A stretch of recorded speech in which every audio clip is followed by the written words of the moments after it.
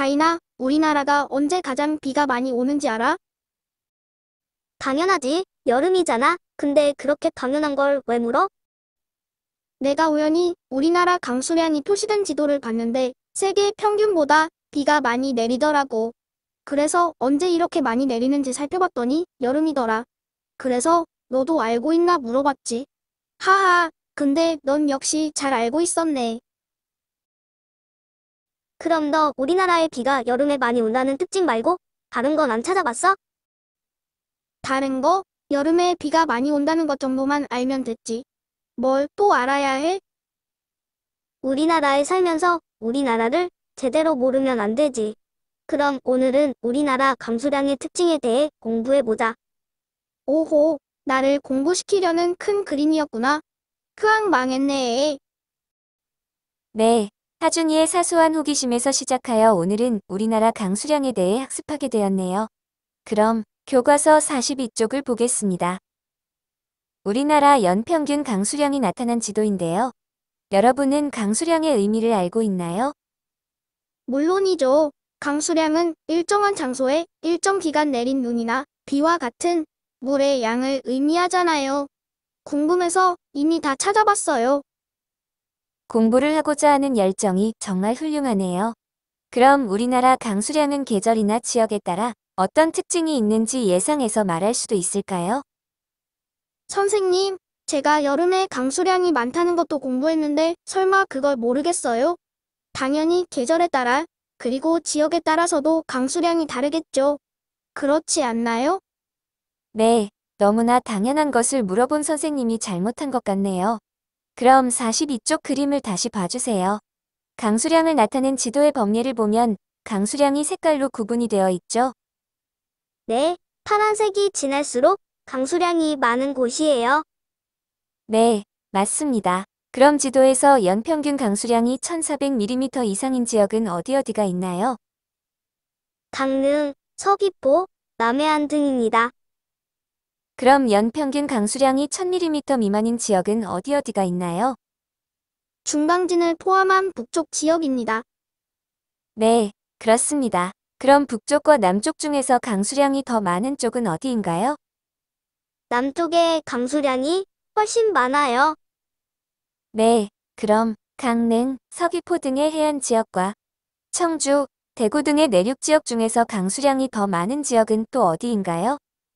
강릉, 서귀포 등의 해안 지역에 강수량이 더 많습니다. 네, 그렇죠. 그럼 우리나라 강수량의 특징이 벌써 몇 가지 나왔네요. 지금 우리가 지도를 보고 확인해 본 것들을 정리하면 되겠죠? 우리나라 강수량은 어떤 특징이 있나요?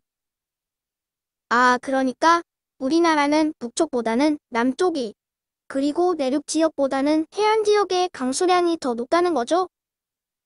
네, 바로 그겁니다. 정리하자면 여름철, 그리고 남쪽, 또 해안 지역의 강수량이 높습니다.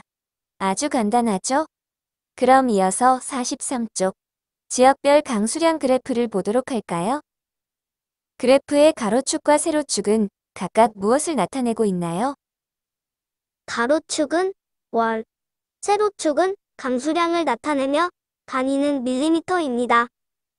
네, 그렇습니다. 그럼 그래프를 봤을 때 강수량이 많은 달은 언제인가요? 우리나라 여름철에 해당하는 7월과 8월입니다. 네, 맞습니다. 그럼 강수량이 적은 달은 언제지요? 겨울입니다. 네, 그렇습니다. 그럼 울릉도의 강수량도 확인해 볼까요? 울릉도의 강수량은 어떤 특징을 가지고 있나요?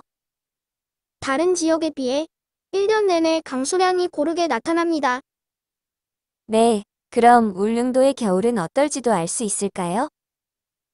울릉도는 겨울에도 강수량이 많은 것으로 보아 겨울에 눈이 많이 내릴 것으로 예상됩니다. 네, 아주 잘 얘기하였네요. 그럼 44쪽을 한번 볼까요? 교과서 내용을 잠깐 읽어보도록 하겠습니다. 우리나라는 계절에 따라 강수량의 차이가 크기 때문에 가뭄에 대비하려고 저수지를 만들었다. 비나 눈이 많이 오는 지역에서는 그러한 기후에 대처해 독특한 생활 양식이 나타난다. 여름철에 비가 많이 오는 지역에서는 집이 물에 잠기는 것을 막으려고 집터를 주변보다 높여서 터도둠집을 짓기도 했다. 겨울에 눈이 많이 내리는 울릉도에서는 눈이 집으로 들어오는 것을 막고 집안에서 생활하기 편리하도록 우대기라는 외벽을 설치했다. 영동 지방이나 울릉도와 같이 눈이 많이 내리는 지역에서는 눈에 빠지거나 미끄러지지 않도록 설피를 신기도 했다. 네, 잘 들어보았죠? 그럼 강수량은 우리 생활에 어떤 영향을 주었는지 얘기해 볼까요? 비가 많이 내리는 지역에서는 집이 물에 잠기는 것을 막으려고 터도둠집을 지었습니다. 그리고 가뭄에 대비하려고 저수지도 설치했습니다. 울릉도에서는 눈이 집으로 들이치는 것을 막고 집안에서 생활하기 편안하고 우대기를 만들었습니다. 그리고 눈이 많이 내리는 지역에서는 눈에 빠지거나 미끄러지지 않도록 설피를 신기도 했습니다. 네, 그렇습니다. 이런 내용을 바탕으로 우리는 지역에 따라 그 지역의 기후를 반영한 생활 모습이 나타난다는 것을 알 수 있겠죠. 그럼 교과서 45쪽으로 넘어가겠습니다. 교과서 45쪽의 표를 참고해 강수량과 기온 그래프에서 완성되지 않은 부분을 완성해 봅시다.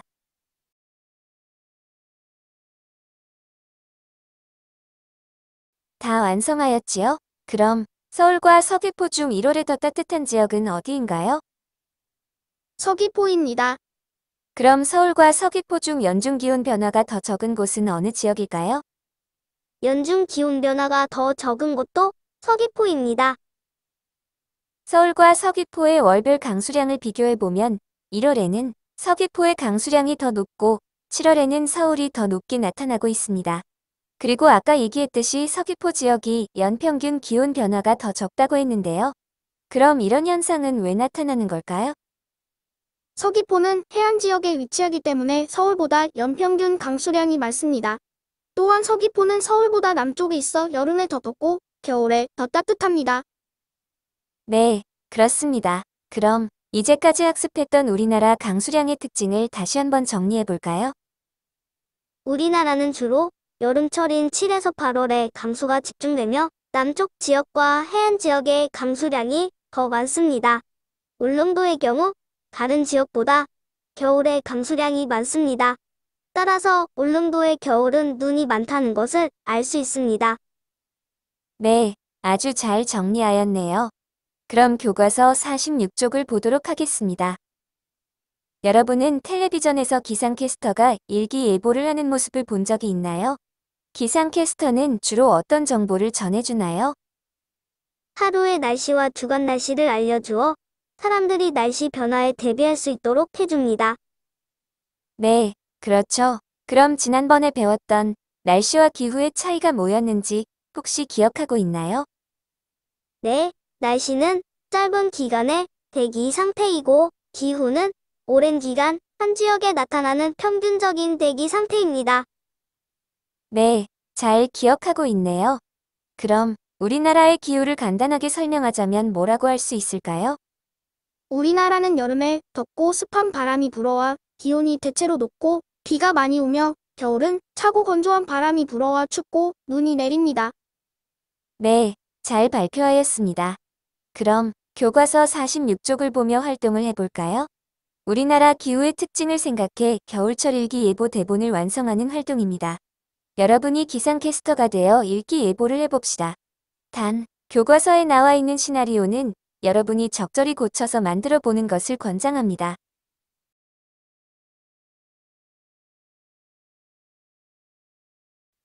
안녕하십니까? 오늘의 날씨입니다. 연일 춥고 건조한 날씨가 이어지고 있습니다. 지난주 내내 이어졌던 한파가 아직 누그러지지 않고 있습니다. 오늘도 북서쪽에서 차가운 바람이 불어와 몹시 추운 하루가 되겠는데요. 춘천 지역은 기온이 영하 7도씨까지 내려가겠습니다. 외출하실 때 목도리, 장갑을 꼭 착용하셔야겠습니다.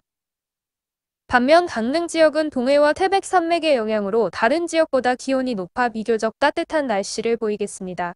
울릉도는 올겨울에도 여전히 눈이 많이 내리고 있습니다. 내일은 오늘보다 기온이 더 내려가겠으며 오늘 밤부터 전국 대부분 지역에 눈 소식이 있습니다. 밤사이 내린 눈 때문에 도로가 얼어 출근길 불편이 예상됩니다. 빙판길에 미끄러지지 않도록 주의하셔야겠습니다. 날씨였습니다. 네, 모두 잘 완성해 보았지요? 오늘은 우리나라 강수량의 특징에 대해 학습해 보았습니다. 다음 시간에는 14차 시, 우리나라의 자연재해에 대해 학습하도록 하겠습니다. 여러분, 오늘도 수고 많으셨습니다.